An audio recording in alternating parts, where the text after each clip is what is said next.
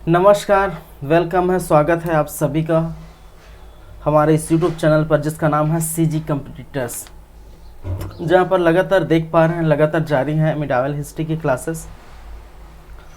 ठीक है, आज का जो टॉपिक है वो लगातार जारी है, वो आप देख रहे हैं पिछले 4 क्लास आज लेकर। तो दिल्ली सल्तनत हम बातें करेंगे। ठीक है, दिल्ली सल्तनत की बातें करेंगे और आज इसका 4th पार्ट है, चौथा भाग है। तो चलिए फिर स्टार्ट करते हैं आज की क्लास। क्या कुछ खास होने वाला है आज की क्लास में वो हम देखेंगे। जैसे कि आप जानते हैं कि मैंने बता चुका हूं, मैं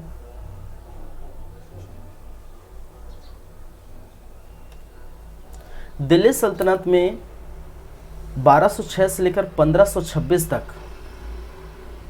ये समय काल रहा है, जहां पर हम गुलाम वंश की बातें कर चुके हैं। पिछले 3 क्लासेस में हम देख चुके हैं गुलाम वंश की बातें।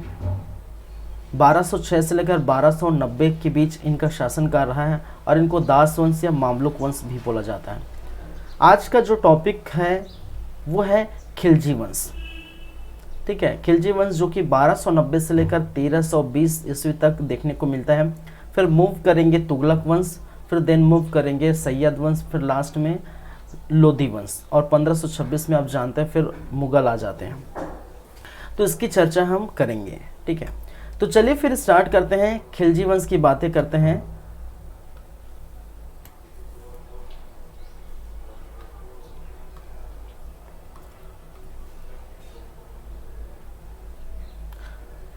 गुलाम वंश के बाद हम देखने वाले हैं खिलजी वंश। क्या है? खिलजी वंश। खिलजी वंश जो कि इसका समय काल 1290 से लेकर आपको देखने को मिलेगा 1320। 1290 ईस्वी से लेकर 1320 ईस्वी तक इनका समय काल रहेगा।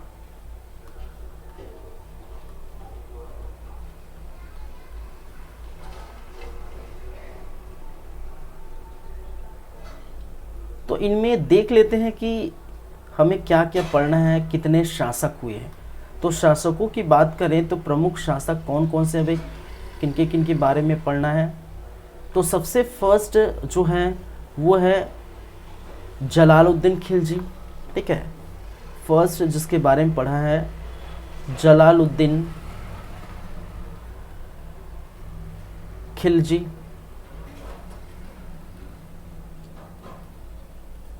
जिसको जलालुद्दीन फिरोज शाह खिलजी भी बोला जाता है। ठीक है, जिनका समय काल 1290 से लेकर 1296 के बीच ये देखने को मिला है। फिर दूसरा अलाउद्दीन खिलजी। अलाउद्दीन खिलजी। ठीक है, और अलाउद्दीन खिलजी का समय स्टार्ट होता है 1296, क्योंकि समय काल 96 खिलजी का, जलालुद्दीन खिलजी का लास्ट है। तो ठीक है, तो 1296 से लेकर 1316। वहीं पर हम देखेंगे 3rd नंबर में कुतुबुद्दीन मुबारक खिलजी। मुबारक खिलजी, जिनका समय काल कुछ ही समय तक के लिए था, 1316 से लेकर 1320 तक। वहीं पर लास्ट में खुसरो शाह खिलजी। लास्ट में है खुसरो शाह खिलजी। खुसरो शाह खिलजी, जिनका समय 1320 ही है। इतने तक ही इन्होंने शासनकाल किए।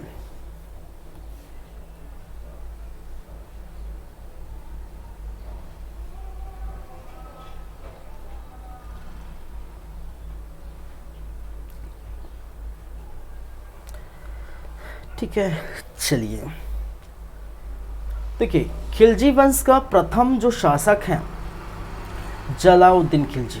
देखिए इस समय को खिलजी वंश को, एक चीज़ याद रखिए, खिलजी वंश के समय को, खिलजी वंश की इस काल को हम खिलजी का क्रांति युग कहते हैं। ठीक है, इसको खिलजी क्रांति कहा जाता है, खिलजी क्रांति का युग। 1290 का जो स्थान है, 1290 का जो समय है, उसको किस नाम से जाना जाता है भाई? खिलजी क्रांति के नाम से जाना जाता है। और ये खिलजी क्रांति है क्या? ठीक है, खिलजी क्रांति है क्या? देखिए खिलजी क्रांति कहने का मतलब ये है, पहले समझा देता हूँ, बदलाव का समय है। कैसे बदलाव का समय है?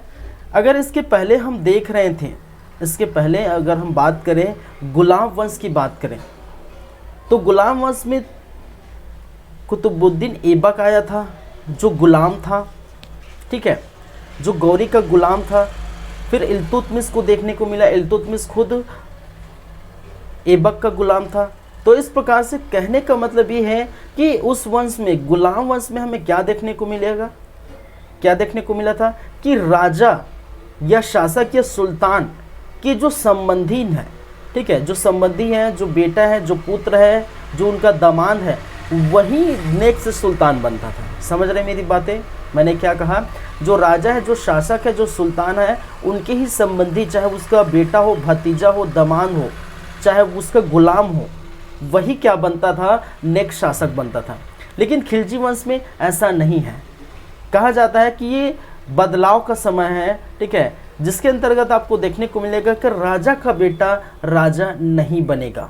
राजा वही बनेगा जो उसका हकदार होगा, जो प्रतिभावान होगा, जो प्रतिभाशाली होगा, जो सर्वशक्तिमान होगा, जिसमें प्रतिभा कूट कूट कर भरी होगी, वही क्या बनेगा? राजा बनेगा। यही क्या कहलाता है? खिलजी क्रांति कहलाता है। ठीक है, चलिए, कहने का मतलब है बदलाव का समय, बदलाव का समय। और बदलाव का समय जैसे कि मैंने कहा एग्जाम्पल के तौर में, गुलाम वंश में, गुलाम वंश में क्या देखने को मिलता है? राजा के बेटा राजा बनते हैं, राजा का बेटा या राजा का संबंधी बनते हैं, या फिर वो क्या होना चाहिए? ठीक है, या फिर उच्च कुल का होना चाहिए, उच्च क्या है? कुल का होना चाहिए। लेकिन जब गुलाम वंश की बात, हम खिलजी वंश की बात करते हैं, खिलजी वंश की बात करते हैं, तो खिलजी वंश में क्या देखने को मिलता है? सिर्फ और सिर्फ आपको क्या होनी चाहिए? योग्यता होनी चाहिए, योग्यता होनी चाहिए, चाहे वो कोई भी हो सकता है। अगर राजा का बेटा या राजा के संबंधी या सुल्तान का बेटा अगर योग्यता नहीं रखते, उसके लायक नहीं, उसके काबिल नहीं रखता, तो वो क्या नहीं बनेगा? वो शासक नहीं बनेगा, सुल्तान नहीं बनेगा। तो यही जो समय, यही जो बदलाव का समय है, गुलाम वंश से खिलजी वंश की बात करें, बदलाव का समय है, यही क्या कहलाता है? खिलजी क्रांति के रूप में जानी जाती है। जहाँ पर जलालुद्दीन खिलजी ने क्यूमर्स की हत्या करके उनको संरक्षण के लिए रखा गया था, संरक्षक के रूप में रखा गया था जलालुद्दीन खिलजी को। तो क्यूमर्स की हत्या करके इन्होंने खिलजी वंश की स्थापना की थी। ये पिछले क्लास में हम जानते हैं। समझ गए मेरी बातें? आगे चलें। चलिए, तो एक एक करके हम बात कर लेते हैं। सबसे पहले स्टार्ट करेंगे जलालुद्दीन खिलजी की।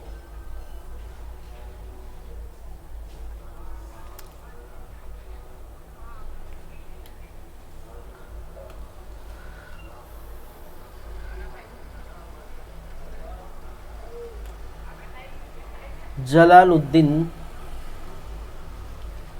खिलजी, खिलजी जिनका समय काल 96 से लेकर 1296 ईस्वी से लेकर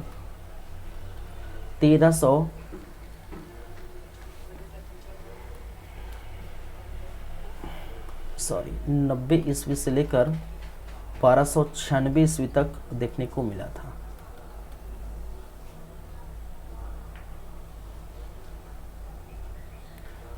चलिए, तो जैसे कि हम जानते हैं इसमें क्या क्या बातें करेंगे वो हम देख लेते हैं। तो सबसे पहले भाई साहब की परिचय देख लेंगे, इनके बारे में जान लेंगे, परिचय देख लेंगे।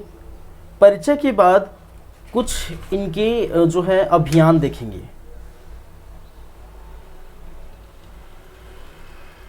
विजयी अभियान क्या है?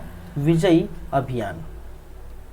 और विजयी अभियान के अंतर्गत इन्होंने जो अभियान किए हैं वो कौन कौन से हैं भाई साहब?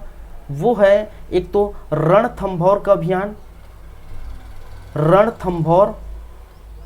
और रणथंभौर अब जानते हैं कहाँ पर है, नाम से आपको पता चल रहा होगा।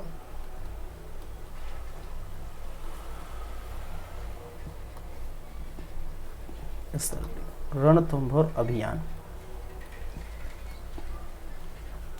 ये है राजस्थान में। रणथंभौर अभियान 1291 में देखने को मिला था। रणथंभौर अभियान के बाद हम बात करेंगे कड़ा मानिकपुर का अभियान। कड़ा मानिकपुर का अभियान। और कड़ा मानिकपुर का अभियान जो कि 1292-93 में हुआ था। वहीं पर देवगिरी अभियान, देवगिरी अभियान देखने को मिलेगा। ये देवगिरी अभियान 1294 में देखने को मिला था। 1294 ये है आपके राजस्थान में रणथंभौर अभियान। पहले हम इसको बॉक्स में बंद कर लेते हैं पहले, फिर बातें करेंगे।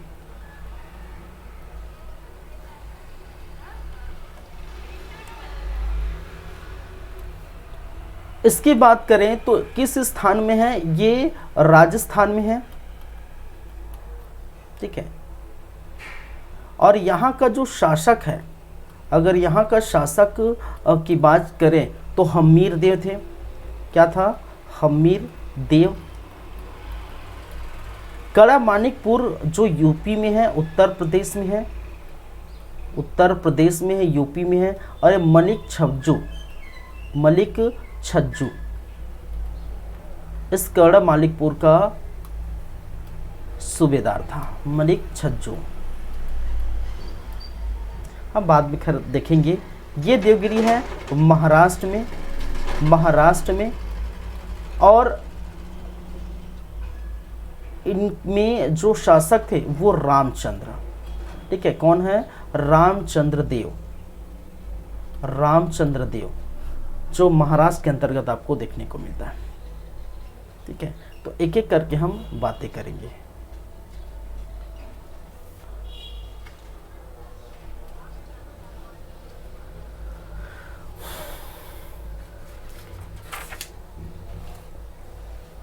आगे बढ़ें तो भाई साहब की परिचय देख लेते हैं, परिचय जान लेते हैं पहले, क्या क्या बातें हैं इनके अंतर्गत। तो सबसे पहली बात है, ये 70 वर्ष की उम्र में, अब सोचिए 70 वर्ष का बूढ़ा व्यक्ति क्या शासन चलाएगा, ठीक है। 70 वर्ष की उम्र में, ठीक है, खिलजी का शासक बना। खिलजी वंश का क्या बना? शासक बना। और ये कैसे शासक बना ये आप जानते हैं। कैसे शासक बना? इन्होंने गुलाम वंश के अंतिम शासक, गुलाम वंश के अंतिम शासक, और गुलाम वंश के अंतिम शासक बोलने से अच्छा गुलाम वंश का अंतिम सुल्तान, ठीक है। गुलाम वंश का अंतिम सुल्तान जो क्या था? क्यूमर्स था। क्यूमर्स कैकुबाद का जो नाबालिग पुत्र है क्यूमर्स, और क्यूमर्स ने अपने संरक्षण के लिए, क्यूमर्स के संरक्षण के लिए एक व्यक्ति को रखा था, वो वही है जलालुद्दीन खिलजी। तो गुलाम वंश के अंतिम सुल्तान क्यूमर्स की हत्या कर खिलजी वंश की नींव डाली थी। ये आप जानते हैं, खिलजी वंश की नींव डाली थी।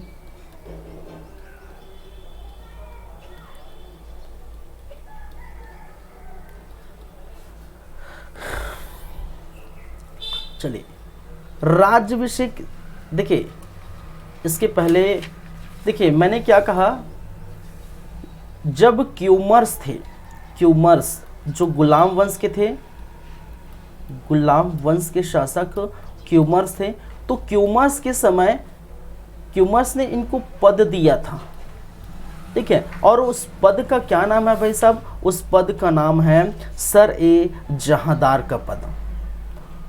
क्या पद दिया था? सर ए जहांदार। और सर ए जहांदार का मतलब है कि इनका संरक्षक। किसका संरक्षक? इसी भाई साहब क्यूमर्स का संरक्षक बनाया गया था। गुलाम वंश के शासक, अंतिम शासक है, इसी क्यूमर्स का क्या बनाया गया था? इसको संरक्षक बनाया गया था। उस पद का नाम है सर ए जहांदार। तो सर ए जहांदार नामक पद किनको मिला था? किनको मिला था भाई? ये पद जलालुद्दीन खिलजी का पद है। ये पद किसका है? जलालुद्दीन का पद है। उस समय, जिस समय क्यूमर्स, गुलाम वंश का शासक क्यूमर्स, गुलाम वंश का अंतिम शासक क्यूमर्स अपने पद पर था, ठीक है। तो संरक्षण प्रदान करेगा मुझे, ठीक है, लोगों से, राज्यों से, दुश्मनों से संरक्षण प्रदान करेगा। तो इस प्रकार से इनको बनाया गया था, लेकिन इन्होंने ही, जलालुद्दीन खिलजी ने ही इनकी हत्या कर दी। चलिए आगे बढ़ते हैं। इन्होंने अपना राज्याभिषेक कराया था, राज्याभिषेक। और राज्याभिषेक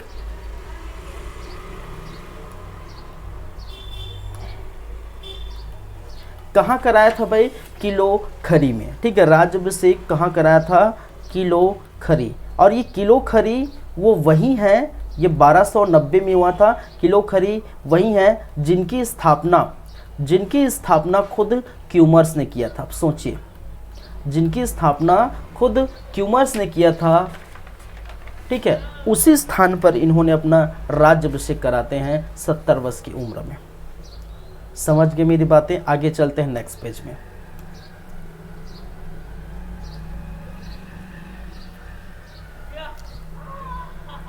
चलिए इनकी कुछ उपाधि देख लेते हैं। उपाधि भाई साहब ने धारण की है शाइस्ता खां की उपाधि, ठीक है। और शाइस्ता खां की उपाधि देने वाले, प्रदान करने वाले, प्रदान किसने किया था? ये कैकूबाद ने किया था। कैकूबाद ने, ठीक है, कैकूबाद ने किया था इनको। और कैकूबाद का ही नाबालिग पुत्र क्यूमर्स ही था, और उनकी संरक्षण पर इनको लगाया गया था, ठीक है। तो शाइस्ता खान नामक उपाधि इनको दी गई थी। नीति क्या है? नीति है, देखिए बलवन ने स्टार्ट किया था लव एवं रक्त की नीति, वहां से स्टार्ट हो गया था, क्योंकि बलवनी वंश था। तो लव एवं रक्त की नीति को त्याग कर, लव एवं रक्त की नीति को त्याग कर, उसको छोड़कर उन्होंने उदारवादी नीति अपनाई। लव एवं रक्त की नीति त्याग कर या के बदले, ठीक है, लव एवं रक्त की नीति को त्याग कर या लव एवं रक्त की नीति के बदले, ठीक है, उनका जो नीति है वो उदारवादी नीति है। लव एवं रक्त की नीति क्या था? मैंने बताया था पिछले क्लास में। इसका मतलब है यदि सुल्तान के खिलाफ कोई षड्यंत्र रच रहा है, सुल्तान के खिलाफ कोई षड्यंत्रबाजी हो रही, अगर सुल्तान को पता चलता है तो वो क्या करेगा? लोहे से, कहने का मतलब तलवार से, रक्त कहने का मतलब खून, तलवार से उनका खून बहा देगा, सरेआम उसको कटवा देगा। तो यही था लौ एवं रक्त नीति। लेकिन यहाँ पर देखने को मिला कि जलालुद्दीन खिलजी ने इनको त्याग कर या इनके बदले उदारवादी नीति अपनाई। ठीक है, अपना उदारीकरण दिखाया, उदारवादी नीति अपनाई, ये देखने को मिला था इस समय। ठीक है, चलिए, तो ये बातें हैं कुछ इनके संबंधित में।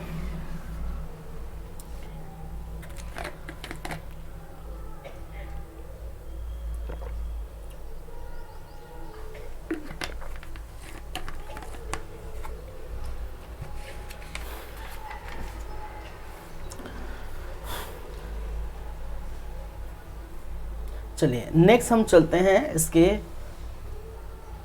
अभियान की तरफ बातें करेंगे, अभियान देखेंगे। ठीक है, देखिए इधर बहुत मजा आने वाला है। इधर क्या, जैसे मध्यकालीन भारत स्टार्ट होता है बहुत अच्छा लगता है, क्योंकि यहाँ पर राजा, शासक, सुल्तान, युद्ध वगैरह देखने को मिलता है और थोड़ा मज़ेदार कहानी वगैरह पढ़ने में भी इंटरेस्ट आता है आप लोगों को। ठीक है, चलिए आगे बढ़ते हैं।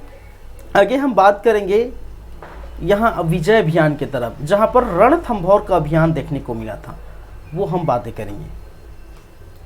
तो सबसे फर्स्ट है इसके अंतर्गत रणथंभौर अभियान। रणथंभौर अभियान,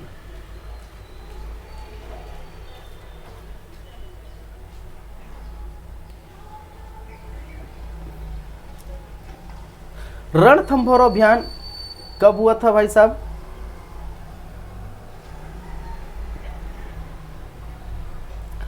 वर्ष देखा जाए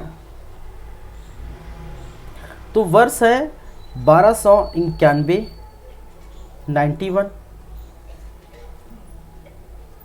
स्थान जो आपको दिखाई दे रहा होगा स्क्रीन पर, रणथंभौर, रणथंभौर, और कहां पर है? राजस्थान। इस राजस्थान रणथंभौर का शासक अगर बात करें, इस समय जो शासक बात करें वो हमीर देव था। क्या था? हमीर देव था। चलिए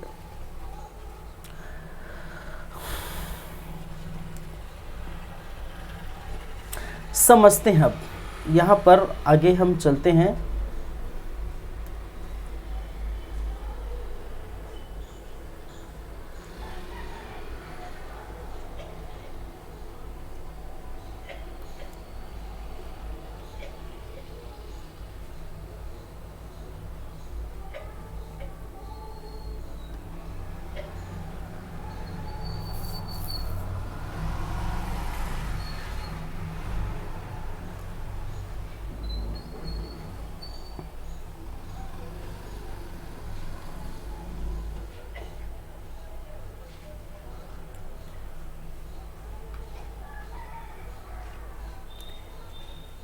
जैसे कि आप जानते हैं हमें अभी सिर्फ ज़रूरत है भारत की। ठीक है, भारत के अंदर ही हम अभी बातें करेंगे। तो ये है भारत का मैप, भारत का नक्शा।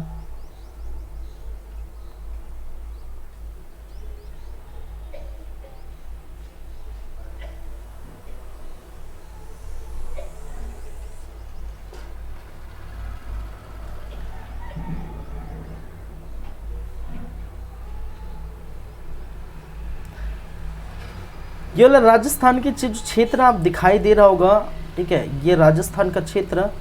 इसी राजस्थान के क्षेत्र में आपको देखने को मिलेगा रणथंभौर।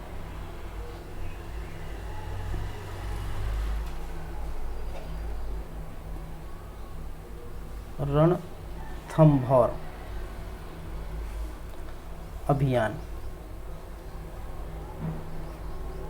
ये राजस्थान जो कि 1291 में हुआ था। चलिए दिल्ली पर बैठे हुए हैं भाई साहब, ये है आपका दिल्ली। और दिल्ली पर जो शासक है वो है, जानते हैं, जलालुद्दीन खिलजी। क्या है, खिलजी जलालुद्दीन खिलजी।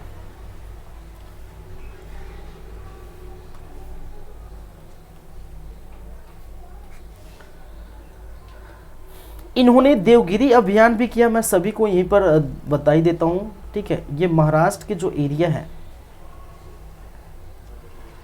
ये है आपका महाराष्ट्र, देवगिरी, देवगिरी महाराष्ट्र।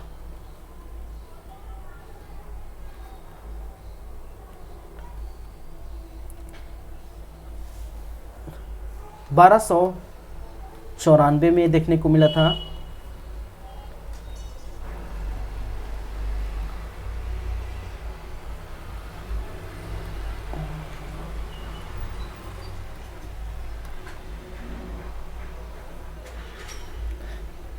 दिल्ली, इसके नीचे जो है यूपी, ये है उत्तर प्रदेश, ठीक है, उत्तर प्रदेश। और उत्तर प्रदेश में है कड़ा मानिकपुर, कड़ा मानिकपुर।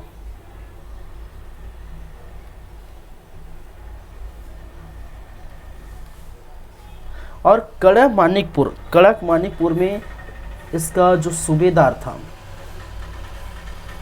वो था मलिक छज्जो, मलिक छज्जो।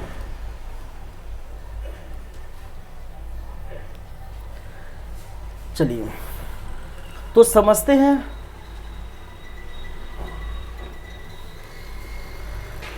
हैं अभियान के अंतर्गत हम देखेंगे तो रणथंभौर अभियान जो हुआ था वो हुआ था राजस्थान में शासक हमीरदेव था, ठीक है। देखिए रणथंभौर अभियान की बात करें तो ये जो है, जो रणथंभौर है, रणथंभौर है वो 7 पहाड़ियों से घिरा हुआ है, कहा जाता है 7 पहाड़ियों से क्या है, घिरा हुआ है, घिरा हुआ है, ये समझ, ठीक है। तो जो रणथंभौर का एरिया है, अगर ये रणथंभौर है तो ये 7 पहाड़ियों से ये क्या है, कहा जाता है घिरा हुआ है, 7 पहाड़ियों से घिरा हुआ है। तो यहाँ पर देखने को मिला फतह करना मुश्किल था। कहा जाता है कि जलालुद्दीन खिलजी को फतह करना, ये जो पहाड़ी है, ठीक है, ये इतना बड़ा बड़ा पहाड़ी है, साथ ही साथ दुर्ग बनाए गए थे। 7 पहाड़ियों से घिरा हुआ रणथंभौर है और बड़े बड़े जो है पहाड़ी और दुर्ग बनाए गए थे। तो इन्होंने क्या किया भाई साहब ने, इन्होंने जलालुद्दीन खिलजी ने क्या किया, जलालुद्दीन सिर्फ और सिर्फ 6 महीने 4 महीने 6 महीने तक एकटक देखते रहे कि कब ये जो है दुर्ग ओपन होगा, कब ये हमें जो है मौका मिलेगा कि 7 पहाड़ियों के हम फतह कर सकें, ठीक है। तो जलालुद्दीन खिलजी क्या किया, सिर्फ और सिर्फ 6 माह तक वेट करता रहा। क्यों वेट करता रहा? इनको फतह करने के लिए, क्या है, फतह करने के लिए, क्योंकि ये 7 पहाड़ियों से घिरा हुआ है, बहुत बड़े बड़े जो है पहाड़ी है, साथ ही साथ मैंने कहा दुर्ग है, इतने बड़े दुर्ग है, तो इसको फतह करना मुश्किल था। तो इसीलिए जलालुद्दीन खिलजी ने बहुत कोशिश की फतह करने के लिए, बहुत कोशिश की इनको जो है पराजित करने के लिए, लेकिन ये हुआ नहीं, मुमकिन हुआ नहीं, ठीक है। वेट करते रहे कि भाई साहब हमीरदेव वापस आए, ठीक है, हमीरदेव अपनी जो सेना के साथ वापस आए, हम युद्ध वगैरह करें तो फतह हो जाएगा। लेकिन वो जो हमीरदेव घर से ही नहीं निकले, कहा जाता है हमीरदेव घर से नहीं निकले। 6 महीने तक इन्होंने वेट किया और 6 महीने के वेट करने के बाद, 6 महीने के अंतराल के बाद, 6 माह के बाद कहा जाता है कि जलालुद्दीन खिलजी क्या कर दिए, वापस चला गया, ठीक है, वापस चला गया। लेकिन उन्होंने एक कथन कहा है, ठीक है, कथन कहा है, और जलालुद्दीन खिलजी का कथन है कि भाई साहब ऐसे रणथंभौर जैसे हमने कई अनेकों जो है क्या देखे, दुर्ग देखे, कई अनेकों जो है क्या देखे, महल देखे, दुर्ग देखे, और इनको उखाड़ना, मुसलमानों की शरीर के एक बाल के बराबर है, ठीक है, मुसलमानों के शरीर के एक बाल के बराबर है, इसको कभी भी हम उखाड़ फेंकते। तो इनकी क्या मंशा रही, इनका ये था कि फतह तो करना था लेकिन कर नहीं पाए, तो इनके गुस्से, इनका आक्रोश इनके कथन में देखने को मिला है। इनका कथन है कि रणथंभौर जैसे कई अनेकों दुर्ग फतह कर सकते हैं, फतह कर सकते हैं। रणथंभौर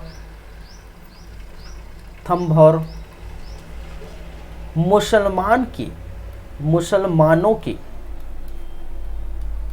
शरीर की एक बाल के बराबर है, एक क्या है, बाल के बराबर है, जो कभी भी उखाड़ फेंक सकते हैं। एक क्या है, बाल के बराबर है, जो क्या कर सकते हैं, जो कभी भी क्या कर सकते हैं, जो कभी भी उखाड़ फेंक सकते हैं, उखाड़ फेंक सकते हैं। तो इन्होंने अपने गुस्से को कहे कथन के रूप में इन्होंने क्या किया, ये देखने को मिला था, ठीक है।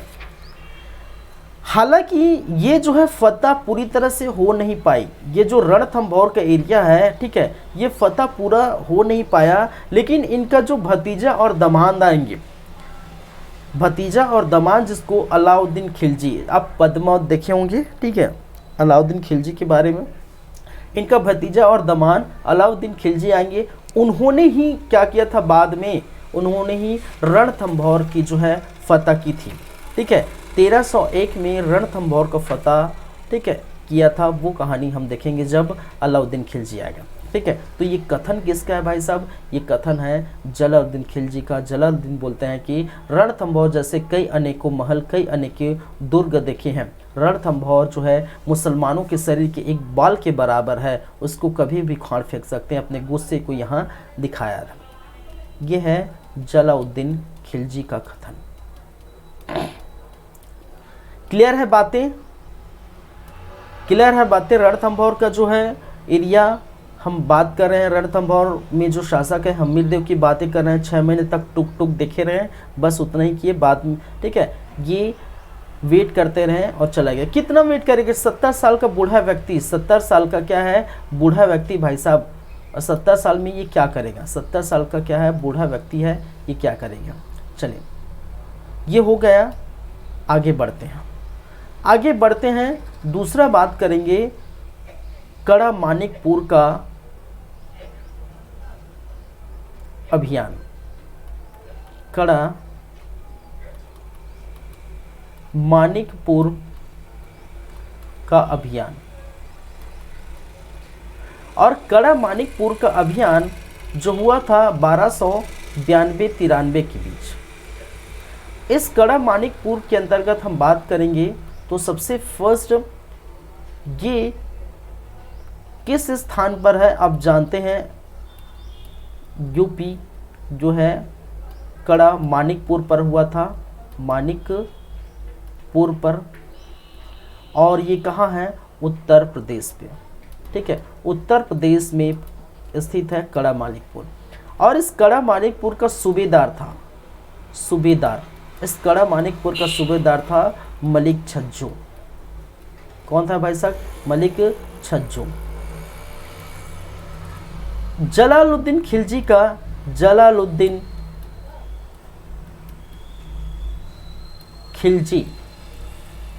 का भतीजा एवं दामाद, रिलेशनशिप देखिए भाई साहब, भतीजा और दामाद, ठीक है, क्या रिलेशनशिप है, भतीजा एवं दामाद। कौन था, अलाउद्दीन खिलजी।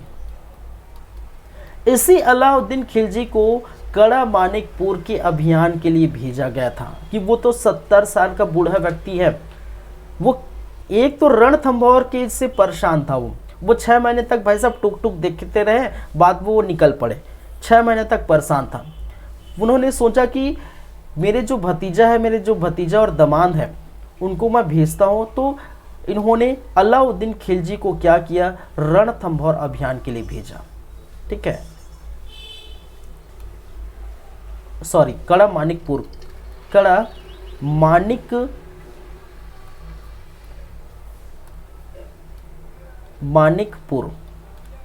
के अभियान के लिए भेजा, कि अभियान हेतु क्या है, इनको भेजा कि भाई साहब नहीं, बेटा, ठीक है, बेटा है, भतीजा है, दामाद है।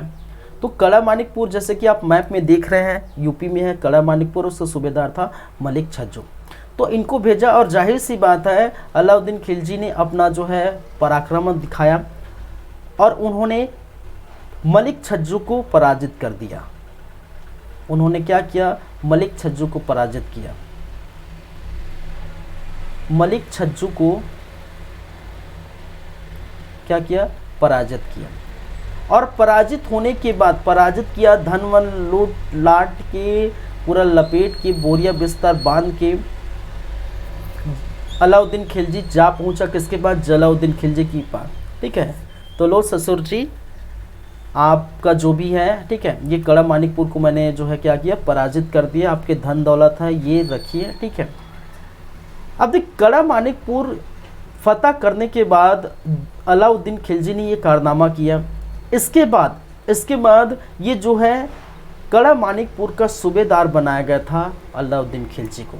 ठीक है, इसके बाद अलाउद्दीन खिलजी, अलाउद्दीन, तुम भी क्यों बेकार जो बेरोजगार बैठे रहो, ठीक है, कुछ ना कुछ काम दे देते हैं। तो इनको अलाउद्दीन खिलजी को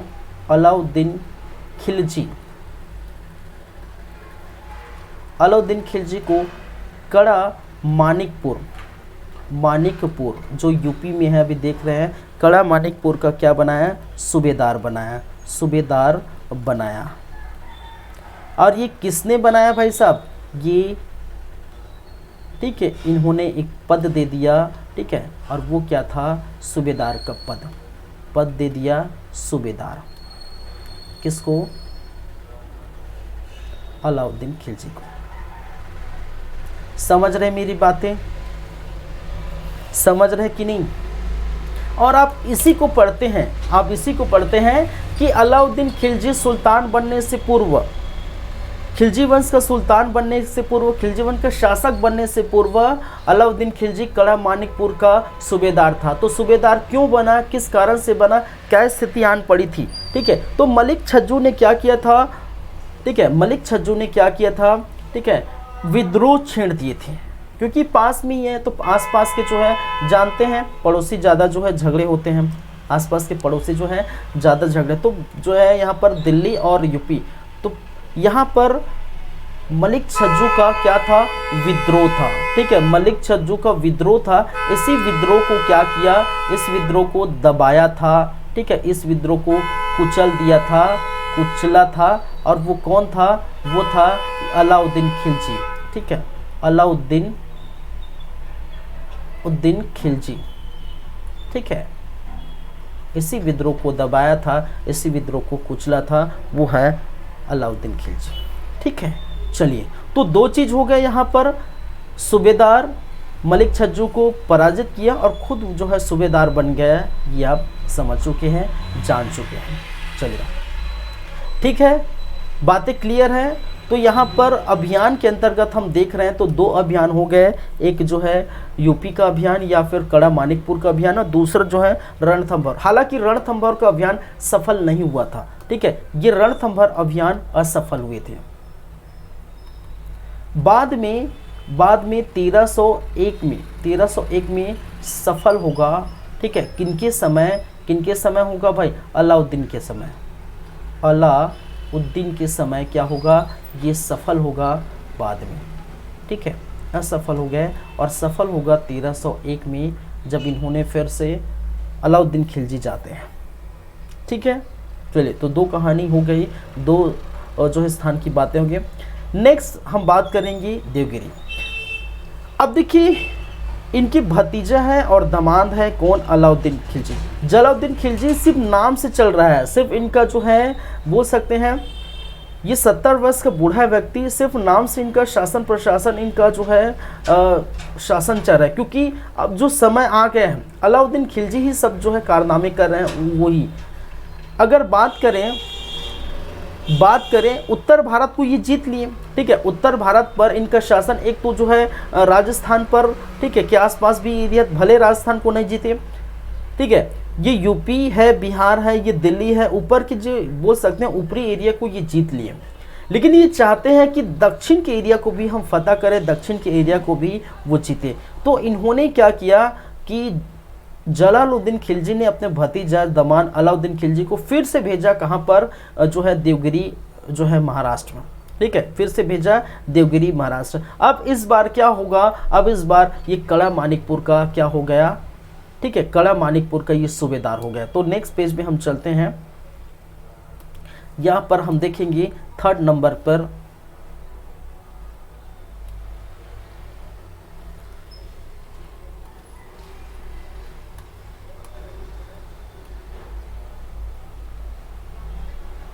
चलिए हम बात करते हैं 3rd नंबर का, तो वो है देवगिरी अभियान, देवगिरी अभियान, ठीक है। मैं ऐसे करता हूँ, इसको पेज में ही लेके मैप में समझा देता हूँ। ऐसे में क्या है,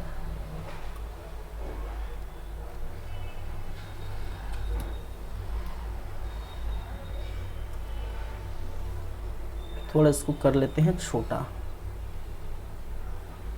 ताकि थोड़ा स्पेस बना रहे।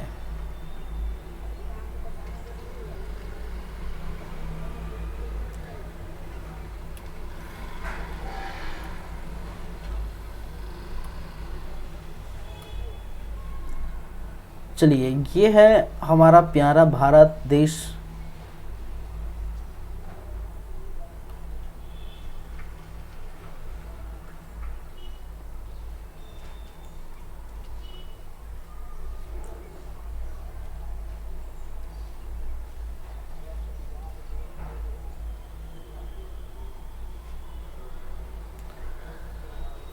चलिए देखते हैं। ये जो महाराष्ट्र के एरिया है, ये जो महाराष्ट्र का एरिया है, ये है देवगिरी, और यहाँ पर है देवगिरी महाराष्ट्र। और इस देवगिरी जो है महाराष्ट्र में है, इनका जो है शासन था, यहाँ पर जो शासन व्यवस्था जो है किसका था, रामचंद्र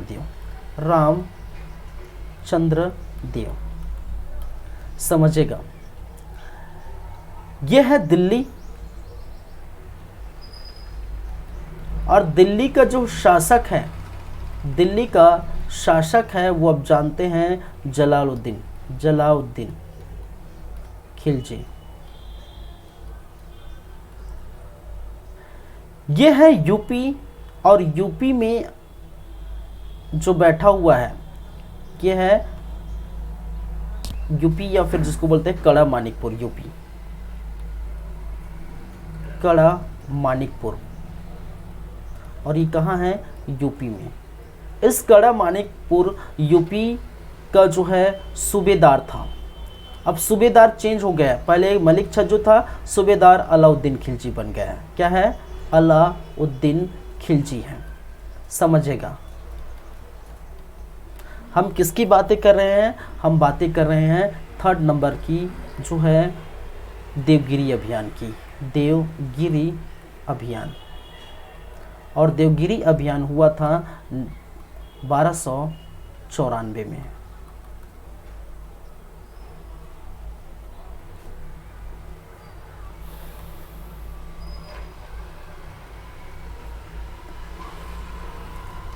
ठीक है, तो ये चीजें हैं। अब देखिए हुआ क्या था कि दिल्ली के शासक, कहने का मतलब दिल्ली का जो है सुल्तान जलालुद्दीन खिलजी ने क्या किया था कि अपने सूबेदार अलाउद्दीन खिलजी, सूबेदार बोल सकते हैं, भतीजा दमान बोल सकते हैं, एक ही मतलब है, ठीक है। और वो कड़ा मानिकपुर का सूबेदार था। इसी कड़ा मानिकपुर के सूबेदार को भेजा गया था देवगिरी अभियान के लिए, और देवगिरी अभियान उन्होंने अच्छे से फतह किया। तो इसके बारे में अगर कहें तो जलालुद्दीन खिलजी ने अलाउद्दीन अलाउद्दीन और अलाउद्दीन यहाँ पर कड़ा मानिकपुर का सूबेदार था, का सूबेदार। ठीक है, जलालुद्दीन खिलजी ने अलाउद्दीन को देवगिरी अभियान के लिए भेजा, देवगिरी अभियान के लिए भेजा, अभियान हेतु क्या किया, हेतु भेजा, समझेगा। और देवगिरी अभियान क्या हुआ, ये अभियान सफल हुआ। ठीक है, ये अभियान क्या हुआ, सफल हुआ। सफल हुआ कहने का मतलब है कि ये यहाँ के जो शासक है रामचंद्र देव को पूरी तरह से परास्त कर दिया था। अलाउद्दीन खिलजी रामचंद्र देव को पूरी तरह से परास्त कर दिया था।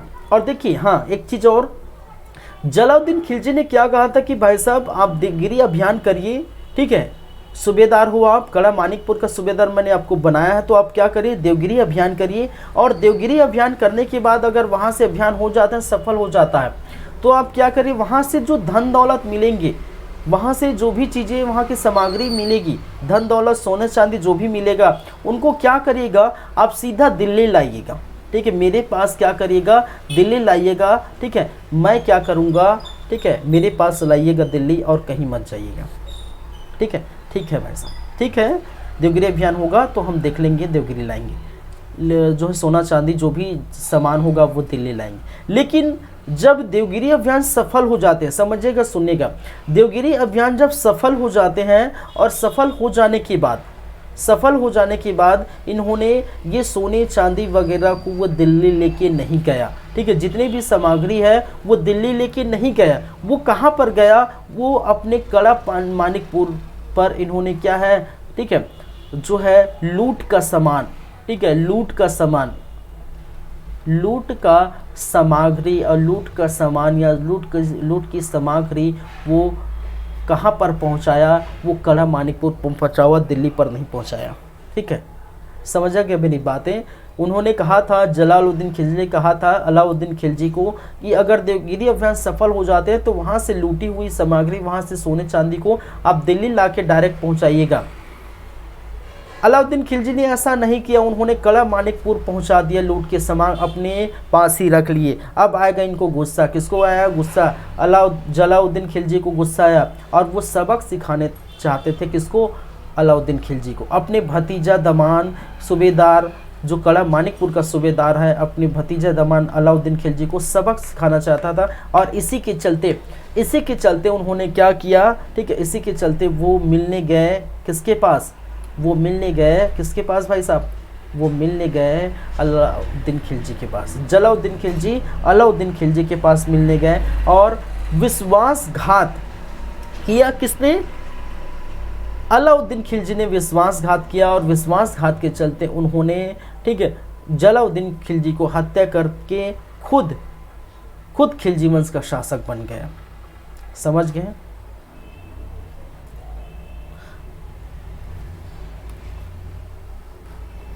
तो कहने का मतलब है, लूट का सामान या लूट की सामग्री दिल्ली न लाने पर, ठीक है, लूट की सामग्री क्या है, दिल्ली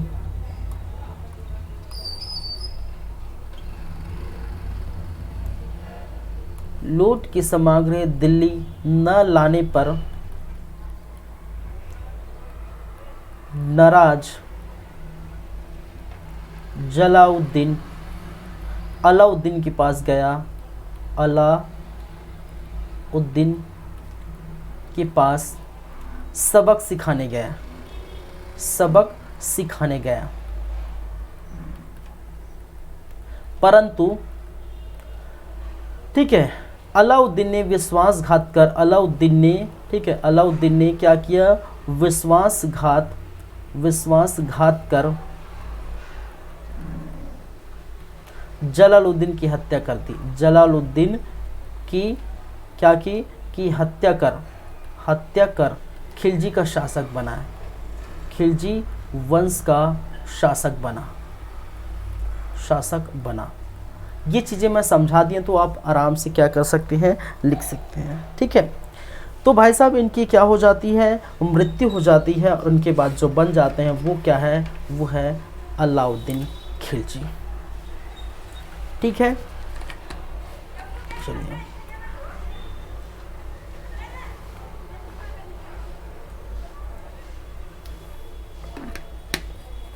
अगर आप पद्मावत मूवी देखे होंगे, ठीक है, पद्मावत मूवी देखे होंगे तो आपको पता होगा अच्छी तरीके से, ठीक है, किस प्रकार से ये कहानी देखने को मिला था।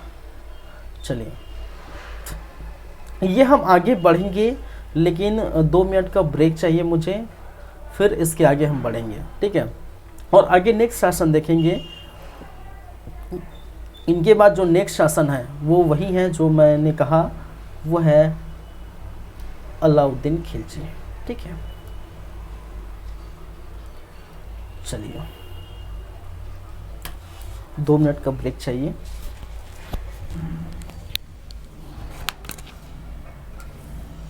आप इसको पहले एक बार देखिए, एक बार समझिए तब तक।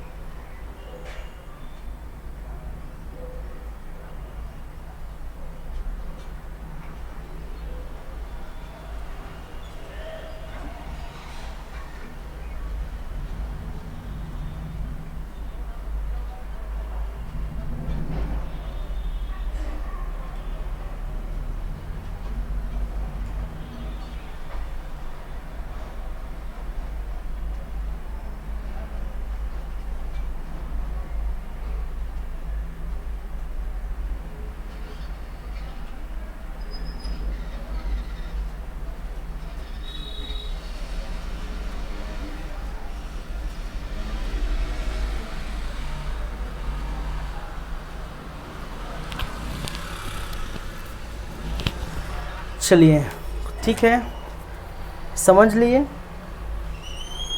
आगे बढ़ें, आगे की कहानी बात करें। आगे देखते हैं अलाउद्दीन खिलजी के बारे में।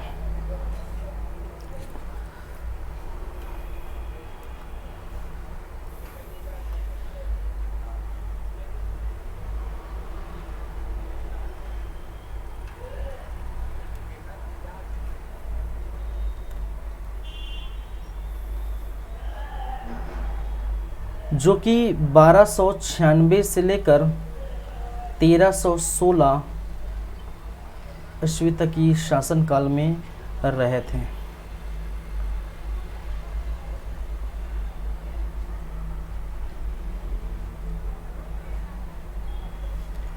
चलिए, जैसे कि मैंने कहा था कि सभी शासकों के बारे में मैं इसी प्रकार से पढ़ाऊंगा,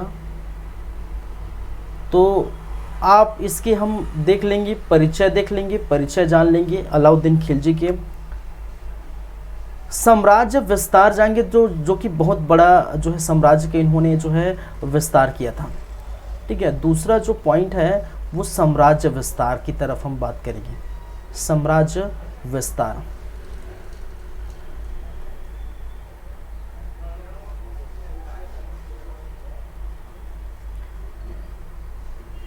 तीसरे नंबर में हम देखेंगे आर्थिक सुधार। भाई साहब ने आर्थिक रूप से बहुत ज़्यादा जो है अच्छे से सुधार किए थे। ठीक है, तो वो हम देखेंगे आर्थिक सुधार। ठीक है, थर्ड में आएगा आपका आर्थिक सुधार।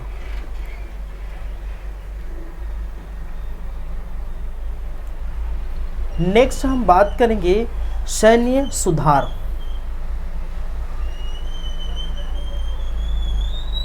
सैन्य व्यवस्था या सैन्य सुधार इन्होंने क्या किया था। कुछ निर्माण या स्थापत्य की हम बात करेंगे, निर्माण या स्थापत्य।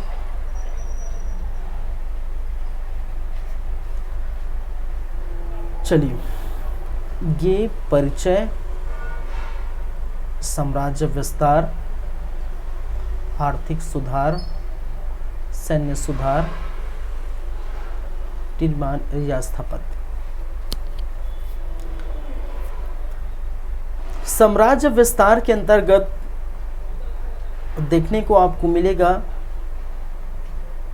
एक तो दक्षिण भारत, उत्तर भारत के साथ साथ भाई साहब ने दक्षिण भारत का भी क्या किया था, दक्षिण भारत को भी कि साम्राज्य के विस्तार के अंतर्गत देखने को मिला था।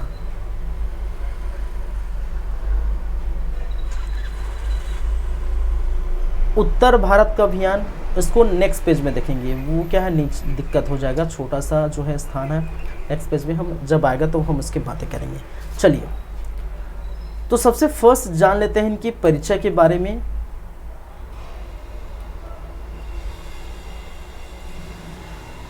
जैसे कि आप जानते हैं इनके बारे में, ठीक है, वास्तविक नाम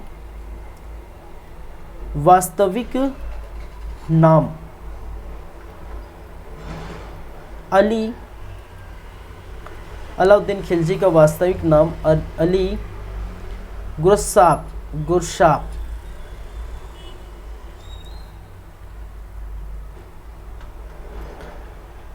ये जलालुद्दीन खिलजी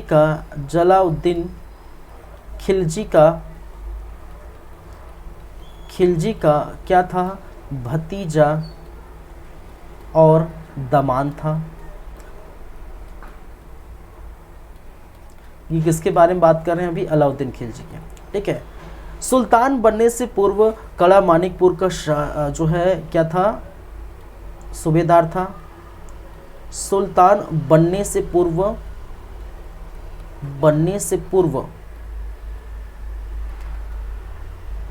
कड़ा मानिकपुर,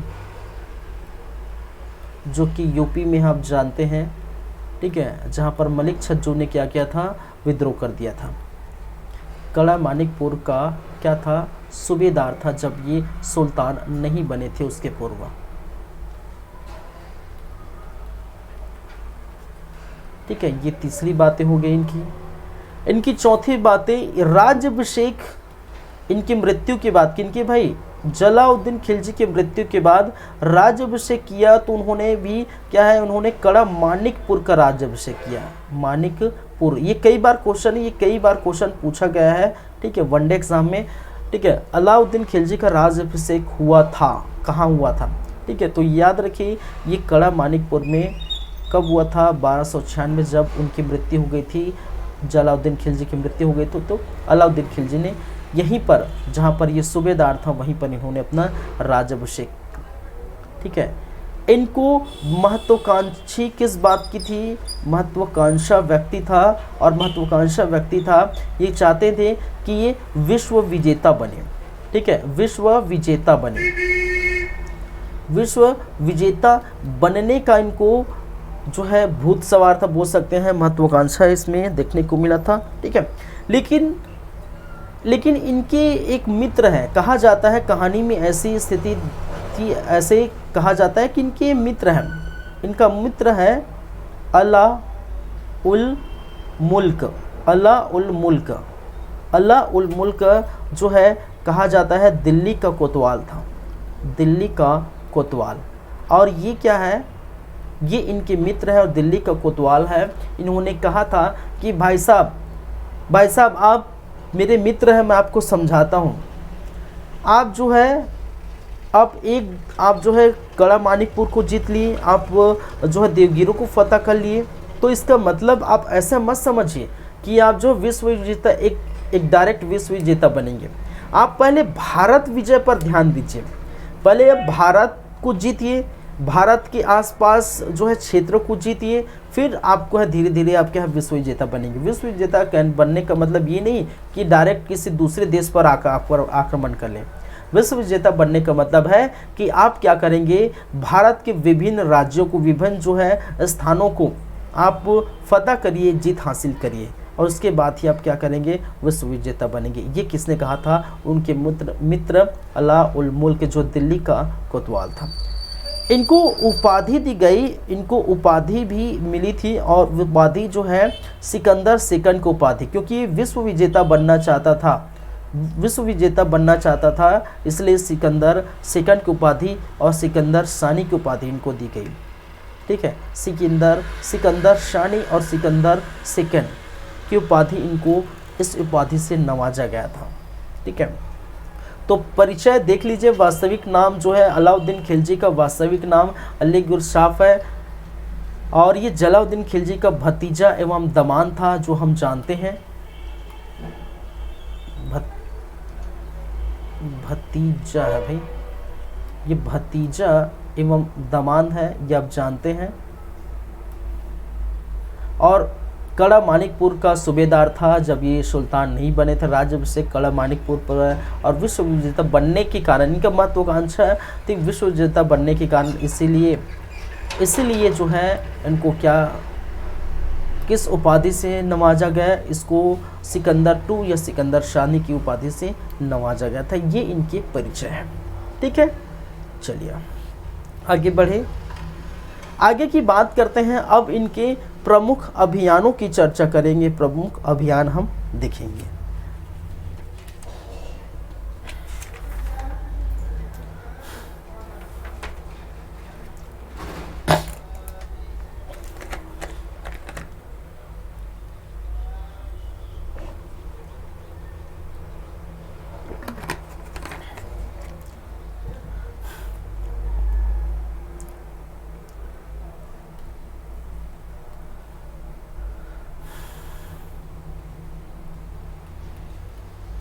अलाउद्दीन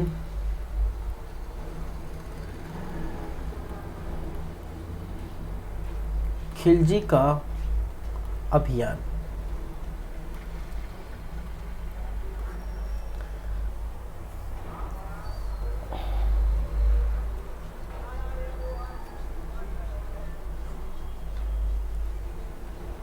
इस अलाउद्दीन खिलजी के जो अभियान है उसको हम दो भाग में पढ़ेंगे।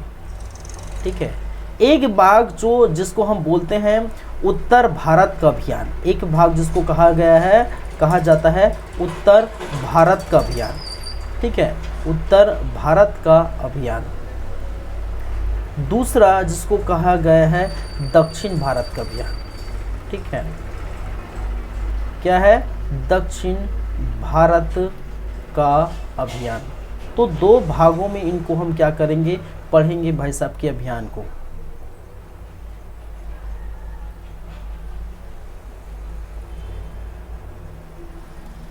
एक उत्तर भारत का अभियान, दूसरा दक्षिण भारत का अभियान। उत्तर भारत के अभियान में क्या क्या अभियान है इन्होंने जो किए, तो सबसे फर्स्ट हम चलेंगे गुजरात अभियान। गुजरात अभियान जो कि हुआ था 1298, ठीक है।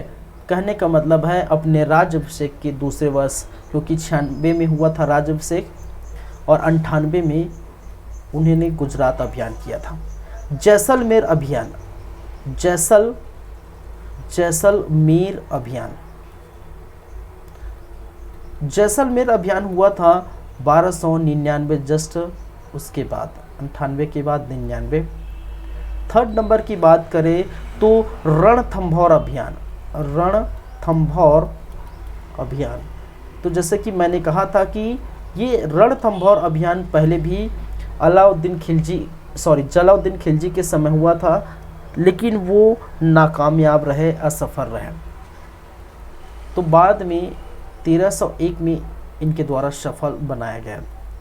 रणथंभौर अभियान के बाद चित्तौड़ अभियान। देखिए सभी जो है लगभग ये राजस्थान के एरिया के हैं, ठीक है। चित्तौड़ है, रणथंभौर है, जैसलमेर।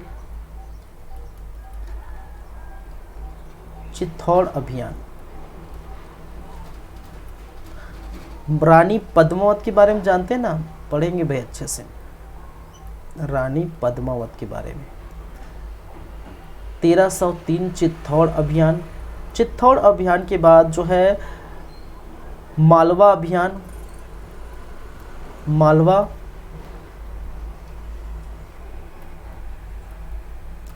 मालवा अभियान हुआ था 1305 में।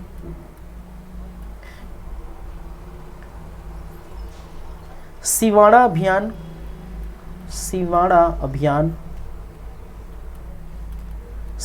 अभियान हुआ था 1308 में। 7वें नंबर पर हम बात करेंगे जालौर अभियान। क्या है? जालौर अभियान। और जालौर अभियान 1311 में हुआ था और 1316 में इसकी मृत्यु हो जाती थी, ठीक है। चलिए वहीं पर हम बात करेंगे दक्षिण भारत की जो है अभियान। एक तो वारंगल अभियान की चर्चा करेंगे जो 1309-10 में हुआ था, ठीक है। 1309-10 के अंतर्गत देखने को मिला था। दूसरे नंबर पर देवगिरी अभियान पुनः करते हैं। तो देवगिरी अभियान पहले 94 में हुआ था, ठीक है। फिर ये 1307 में देखने को मिलेगा, 8 में देखने को मिलेगा, 7-8 में, और 1313 में भी ये हुआ था। वो हम देखेंगे जब बात करेंगे। तो थर्ड नंबर की बातें करेंगे द्वार समुद्र अभियान जो पांड्य वंशों के जो है शासन काल में देखने को मिला था। उसी के समय ये दक्षिण भारत में 1311 में अभियान हुआ था। मालाबार अभियान, यहाँ पर भी मालाबार अभियान जो कि ये भी 1311 में हुआ था। तो उत्तर भारत और दक्षिण भारत के इतने अभियान हैं, 7 इधर 4 11, तो लगभग अब जो है 10-11 ये अभियान हम क्या करेंगे, देखेंगे। तो बहुत बड़ा टॉपिक है। अलाउद्दीन खिलजी खुद 2 क्लास ही लग जाता है, ठीक है। पढ़ाने में 2 क्लास लग ही जाता है अलाउद्दीन खिलजी के बारे में, वो हम बात करेंगे।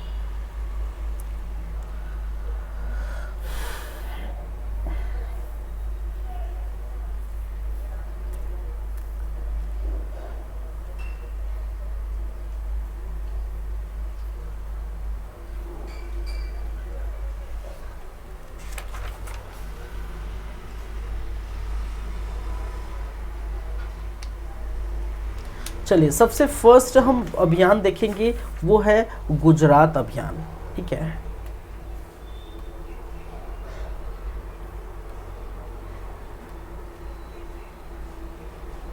गुजरात अभियान, और गुजरात अभियान जो हुआ था 1298 में, आप जानते हैं। चलिए देखिए गुजरात अभियान के अंतर्गत हम देखेंगे। देखिए गुजरात अभियान के कारण क्या है भाई साहब, ठीक है। गुजरात अभियान के कारण क्या है? गुजरात अभियान का कारण है वहाँ का उपजाऊ भूमि, उपजाऊ भूमि, क्योंकि वो गुजरात आप जानते हैं वो जो समुद्र के पास बसा हुआ है, ठीक है, समुद्र के पास ही है। बहुत सारे जो है यहाँ पर जो है चीज़ें देखने को मिलती है, उपजाऊ भूमि था, उपजाऊ क्षेत्र था। फिर साथ ही साथ वहाँ पर जो है आप जो है ट्रांसपोर्टेशन भी आप देख लेते हैं, अगर वहाँ स्थिति उपजाऊ भूमि है तो ट्रांसपोर्टेशन जो है वहाँ से भी नज़दीक है, दूसरे देशों पर आप वो कर सकते हैं। तो इसी कारण से जो उपजाऊ भूमि होने के कारण वहाँ पर क्या किया गया था, गुजरात अभियान किया गया था। और गुजरात अभियान के लिए 3 व्यक्तियों को हायर किया था, 3 लोग भेजे गए थे, ठीक है। अभियान हेतु समझिएगा, पहले अभियान हेतु 3 सेना नायक या सेना नायक को, 3 सेना नायकों को क्या किया था और भेजा गया था, ठीक है। तीनों की अलग अलग कहानी पाया करती है इस अभियान के अंतर्गत, हालांकि ये जो है सफल तो हुई है, ठीक है। और उसके अंतर्गत हम देखेंगे 3 सेना नायक, जहां पर नुसरत खां,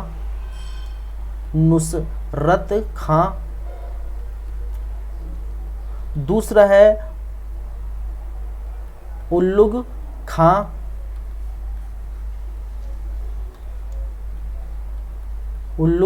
खां, और थर्ड या तीसरा है जिसको हम बोलते हैं मोहम्मद शाह मंगोली, ठीक है, मोहम्मद शाह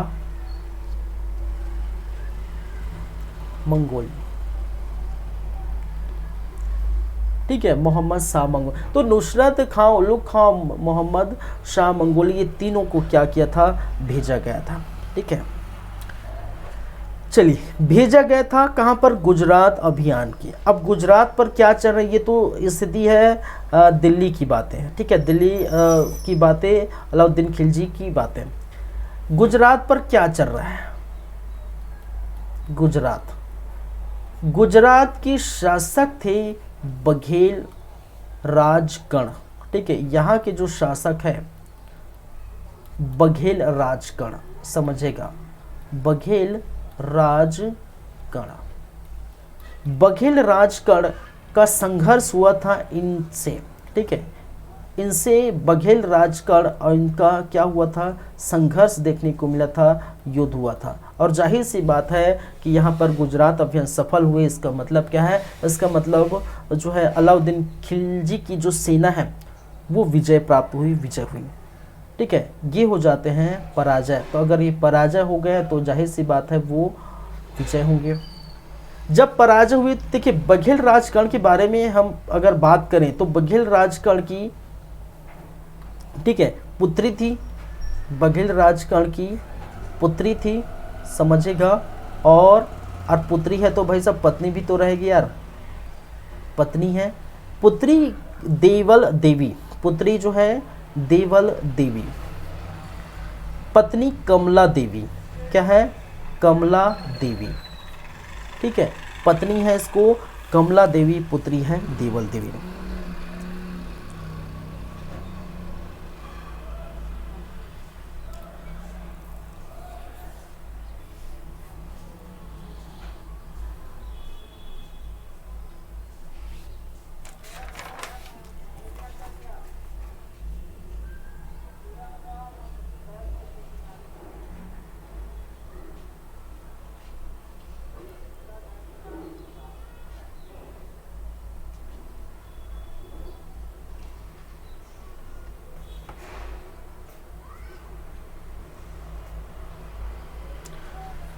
चलिए ठीक है, आगे बढ़ते हैं। अब देखिए थोड़ी कहानी आप सुनिए, ठीक है, थोड़ा है तो ज़रूरत वैसे नहीं, लेकिन है मज़ेदार, और थोड़ा जो है ये कहानी के रूप में आप समझेंगे तो बहुत अच्छे होगा, ठीक है।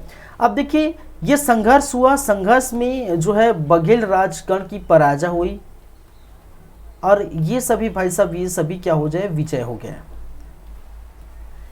पराजय के बाद बघेल राजगण क्या हो जाते हैं, भग जाते हैं, ठीक है। बघेल राजगण समझेगा बातें, बघेल राजगण और उसकी पुत्री देवल देवी, ठीक है, पुत्री देवल देवी और बघेल राजकर्ण दोनों क्या हो जाते हैं, भग जाते हैं और रामचंद्र के यहाँ शरण लेते हैं, भग जाते हैं और रामचंद्र जो कि देवगिरी, कहाँ का शासक, देवगिरी, पहले इसको पराजित किया गया था, ठीक है, देवगिरी रामचंद्र के यहाँ क्या कर लेते हैं, शरण ले लेते हैं, शरण ले लेते हैं। किसने किसने शरण लिया, इनकी पुत्री और देवल देवी। अब छूट गया कौन भाई साहब, कमला देवी। इस कमला देवी को क्या किया जाता है, बंदी बना के दरबार में पेश किया जाता है। नेक्स्ट पेज में चलेंगे तो बात कर रहे हैं कमला देवी, और कमला देवी बघेल राजकर्ण की पत्नी, बघेल राजकर्ण की पत्नी। और इस बघेल राजकर्ण की पत्नी को बंदी बनाकर क्या किया गया, बंदी बनाकर दरबार लाया गया और दरबार लाया गया। और भाई साहब, ठीक है, ये कहा जाता है बहुत ही खूबसूरत है, ठीक है, बहुत ही खूबसूरत थी, बहुत ही जो है खूबसूरत थी। इसी कारण से, ठीक है, बंदी बना के इन्हों दरबार लाया गया और कमला देवी से, ठीक है, कमला देवी से अलाउद्दीन क्या कर लेते हैं, अलाउद्दीन विवाह कर लेते हैं। लो भाई, विवाह कर लेते हैं और विवाह ही नहीं करते, इनको एक उपाधि भी दी जाती है। अलाउद्दीन खिलजी के द्वारा इनको प्रिय पत्नी की उपाधि दी जाती है। सोचिए, प्रिय पत्नी की उपाधि दी जाती है और प्रिय पत्नी उपाधि देकर इनसे क्या करते हैं, विवाह कर लेते हैं। विवाह करने के बाद इनको प्रिय पत्नी की उपाधि भी दी जाती है। ये कहानी, ठीक है, यहाँ तक है, ठीक है। अब चलते हैं दूसरे जगह, चलते हैं, बात करते हैं किसकी,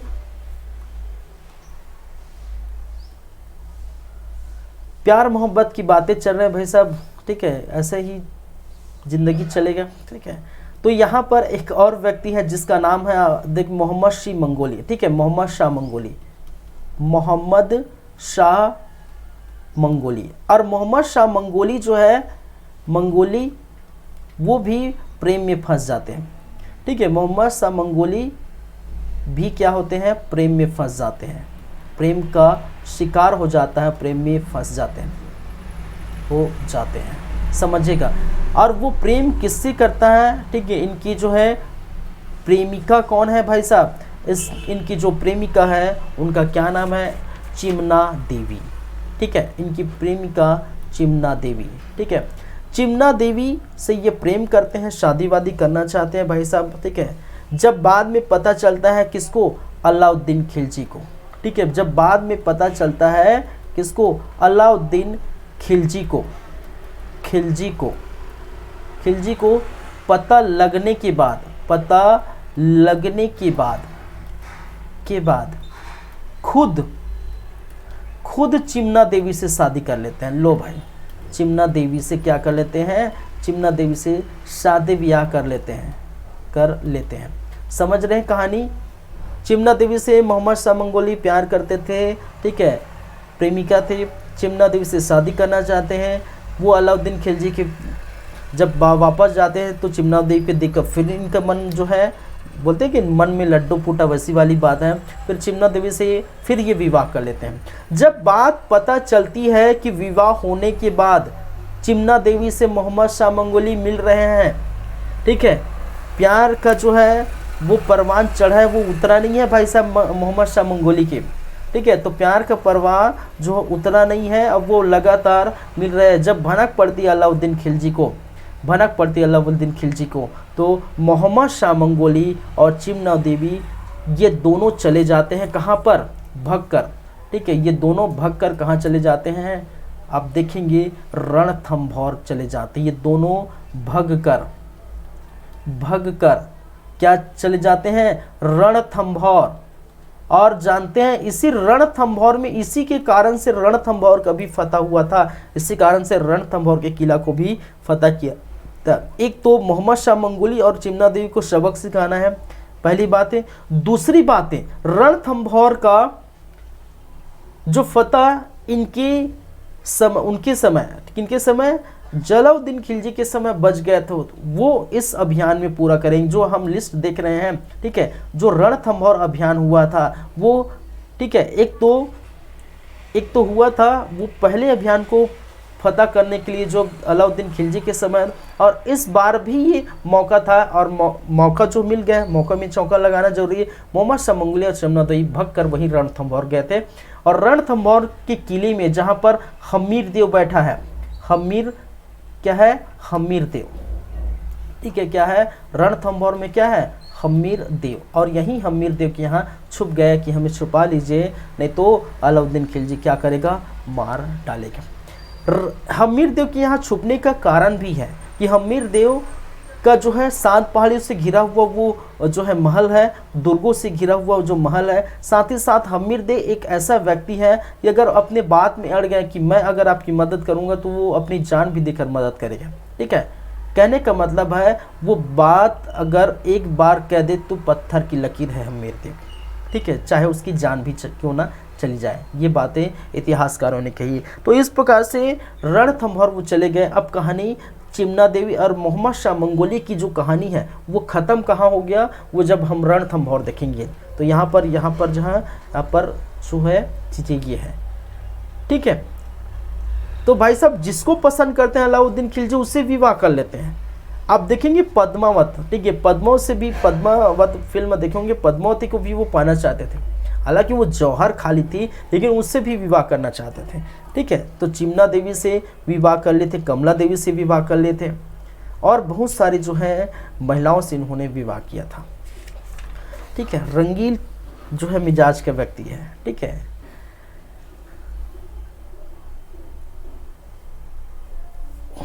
चलिए आगे बढ़ते हैं।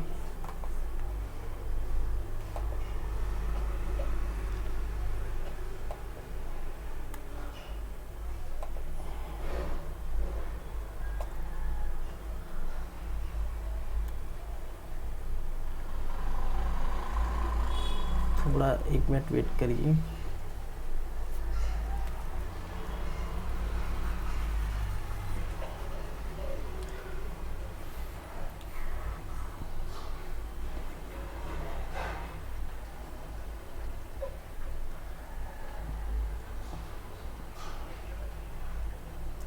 इसको फुल थोड़ा रफ कर देता हूँ, पेज जो है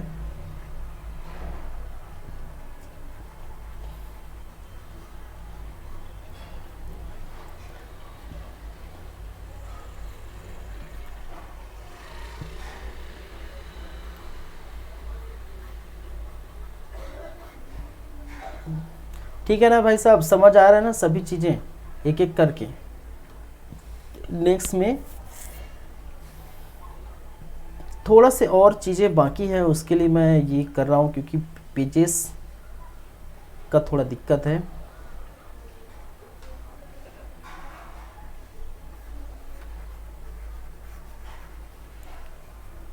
चलिए हो गया, ठीक है। नेक्स्ट अंतिम में जो चीज़ें बाकी है, ठीक है, नेक्स्ट अंतिम में जो चीज़ें बाकी है वो क्या है। अब हम बात कर चुके हैं इनके बारे में, ठीक है, मोहम्मद शाह मंगोली के बारे में, इनके बारे में बात कर रहे हैं। एक है बात है किसकी, नुसरत खां, ठीक है। अब हम बातें करेंगे किसकी, नुसरत खां की, ठीक है। नुसरत खां के बारे में कहा जाता है, सॉरी देखिए, नुसरत खां के बारे में कहा जाता है कि जो नुसरत खां है वो इन्होंने क्या किया था, ठीक है, इन्होंने गुजरात में मलिक काफूर, अब जो है नाम आप बहुत सुने होंगे, मलिक काफूर को, ठीक है, मलिक काफूर को 1000 दिनार में खरीदा था। उस समय जो है रुपया पैसा जो है वो क्या था, वो दिनार था। 1000 दिनार में नुसरत खां ने मलिक काफूर को 1000 दिनार में क्या किया था, खरीदा था। कहा जाता है कि मलिक काफूर जो है एक प्रकार के किन्नर है, ठीक है, ये यहाँ पर देखने को मिला। और ये मलिक काफूर जो है गुजरात से इनको, ठीक है, गुजरात कैम्बे से इनको क्या किया था, खरीदा गया था, ठीक है। और इसी कारण से 1000 दिनार में खरीदा था, इसलिए मलिक काफूर को एक उपाधि दी गई, जिसको कहा जाता है 1000 दिनारी, ठीक है, 1000 दिनारी नामक उपाधि इनको दी गई, किसको, मलिक काफूर को। और 1000 में खरीदा था नुसरत खान ने, ठीक है। और ये एक प्रकार के कहा जाता है वहाँ के किन्नर है, ठीक है। तो बस यही चीज़ें बाकी रह गई थी, ये चीज़ें याद रखें। तो अब मलिक काफूर अब जुड़ जाते हैं, ठीक है, मलिक काफूर जो है अलाउद्दीन खिलजी के साथ जुड़ जाते हैं और लगातार इनका जो है अभियान के साथ साथ ये साथ में रहते हैं। और मलिक काफूर के बारे में आपने जो देखे होंगे पद्मावत मूवी में, मैं पद्मावत मूवी की बातें मैं बार बार इसलिए कर रहा हूँ क्योंकि अलाउद्दीन खिलजी की बातें जो है उनकी सारी चीज़ें वहाँ पर जो है बताई गई है। तो आप पिक्चराइजेशन करते हैं, पिक्चर देखते हैं या मूवी देखते हैं, तो वो आपके जो माइंड में, दिमाग में आसानी से जो रह जाता है, घर कर जाता है। तो उसको आप देखेंगे तो ये चीज़ें आपको अच्छी तरीके से और समझ आएगी। चलिए, तो अलाउद्दीन खिलजी की गुजरात अभियान यही है, ठीक है, ये वाला गुजरात अभियान यही है। और इस गुजरात अभियान के अंतर्गत हम ये चीज़ें हम देख चुके हैं, ठीक है। तो नुसरत खां, उल्लू खां, मोहम्मद शाह मंगोली, ये तीनों गए थे, ठीक है। गुजरात के शासक बघेल राजगण को पराजित किया गया था, और पराजित कर जब किए तो वो हारने के बाद अपनी पुत्री को लेकर, पुत्री जिसका नाम है देवल देव को लेकर वो रामचंद्र चले गए, ठीक है, देवगिरी रामचंद्र के पास। और रामचंद्र देवगिरी का अभियान भी होगा, कारण ये भी है। साथ ही साथ अगर चलेंगे तो बच गए कमला देवी को, वो बघेल राजगण की पत्नी कमला देवी, इनको बंदी बना के जब दरबार में लाया जाता है तो अलाउद्दीन खिलजी इनसे विवाह कर लेते हैं और उपाधि दी जाती है इनको, प्रिय पत्नी की उपाधि। बाद में मोहम्मद शाह मंगोली के बारे में ये पता चलता है कि ये प्रेम का शिकार हो गई, ये इनका प्रेमिका जो है चिमना देवी, ये दोनों प्रेम करते थे, प्रेम प्रसंग में फंस गया था भाई साहब। और बाद में चिमना देवी को देखें तो फिर से ये अलाउद्दीन खिलजी जो है चिमना देवी से विवाह कर लेते हैं। लेकिन विवाह के उपरांत चिमना देवी और मोहम्मद शाह मंगोली फिर से जो है लगातार मिलते रहे, जिनके कारण से ये गुस्सा आ गया। और जब पता चला कि ये इनको मार डालेंगे तो इसी कारण से भगकर कहाँ चले गए, रणथंभौर, जहाँ पर हमीर देव है, रणथंभौर राजस्थान, जहाँ पर हमीर देव है, ठीक है, जो 7 पहाड़ियों से क्या है, घिरा हुआ है, 7 पहाड़ियों से क्या है, पहाड़ियों से क्या है, घिरा हुआ है रणथंभौर। यहाँ पर चले गए और इसी रणथंभौर में फिर से हम देखेंगे 1301 में रणथंभौर का अभियान होगा, इसी के कारण, ठीक है, खासकर मंगोली और चिमना देवी। और पहले भी जब अलाउद्दीन खिलजी थे उस समय जब फतह नहीं हुआ था। फिर उसके बाद हम बात करें, नुसरत खान ने यहीं पर मलिक काफूर को 1000 दिनार देके खरीदा था, जो एक किन्नर थे। मलिक काफूर एक किन्नर था और गुजरात कैफे से यहाँ पर इनको खरीदे गए, इसी कारण इनको उपाधि दी गई और उपाधि 1000 दिनारी की उपाधि 1000 दिनारी मलिक काफूर को कहा गया। इतनी सी बातें आपको याद रखना है, ठीक है। नेक्स्ट हम बातें करेंगे जैसलमेर अभियान, रणथंभौर अभियान, चित्तौड़ अभियान, मालवा अभियान, सिवाड़ा अभियान, जालौर अभियान, दक्षिण भारत के अभियान में वारंगल अभियान, देवगिरी अभियान, राज समुद्र अभियान और जो है मालाबार अभियान। ये अभियान की बातें हम नेक्स्ट क्लास से करेंगे, नेक्स्ट क्लास में करेंगे, क्योंकि समय हो चुका है क्लास का। तो हम इसको यहीं पर रखते हैं और बहुत जो है मज़ा आने वाला है आने वाले जो अभियान में, वो आप जो है देखिए। चलिए देखेंगे आने वाले जो है क्लास में आगे की बातें। तो एक क्लास में पूरा तो ये अभियान ही होगा, हो सकता है ये आधा अधूरा भी हो जाए, ठीक है। फिर उसके बाद इनके जितनी भी चीज़ें बाकी है, ठीक है, जैसे कि सैन्य में सुधार, किस प्रकार से सैन्य सुधार किए, किस प्रकार से उन्होंने जो है आर्थिक सुधार किए, ये सभी हम बातें करेंगे। तो वो 2 से 3 क्लास अलाउद्दीन खिलजी लगेगी। तो आज एक हो गए, 2 और लग सकते हैं, ठीक है। चलिए फिर चलते हैं, हम बातें करेंगे नेक्स्ट टाइम। तक के लिए थैंक यू, धन्यवाद।